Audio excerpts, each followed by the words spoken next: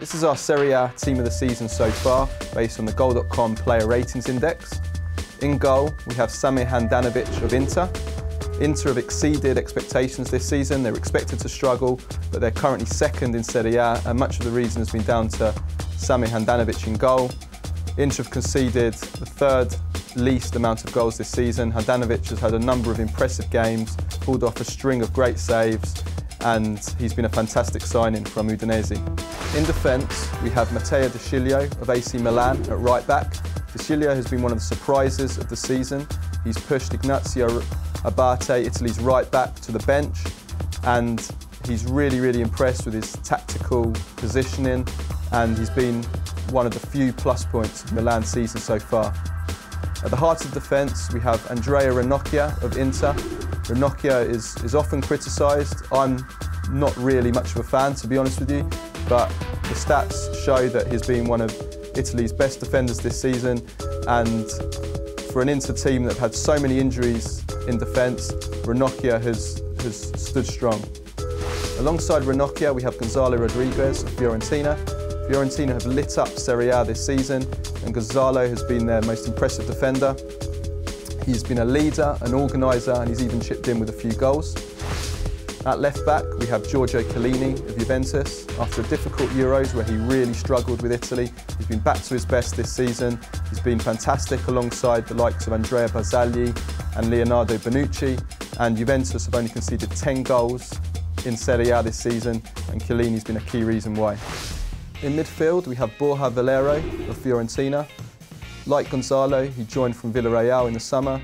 He's one of Europe's most elegant and classy playmakers. He has the most assists in Serie A this season, and really he's good enough for any team in Europe. He really is that good. Alongside him, we have Andrea Pirlo.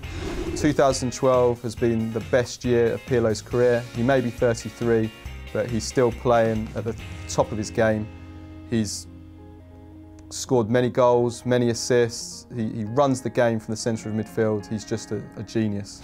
And finally, in midfield, we have Hamšík of Napoli. He said himself a few weeks ago that this had been the best season of his career, and the stats back that up. He scored 7 goals already in Serie A. He's taken on the extra responsibility following the exit of Ezequiel Lavezzi, and Napoli are in with a shout of qualifying for next season's Champions League, mainly thanks to the goals of Hamšík and Edinson Cavani.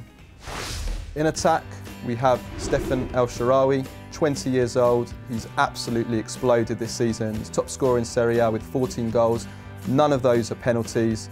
He looks set to be a superstar.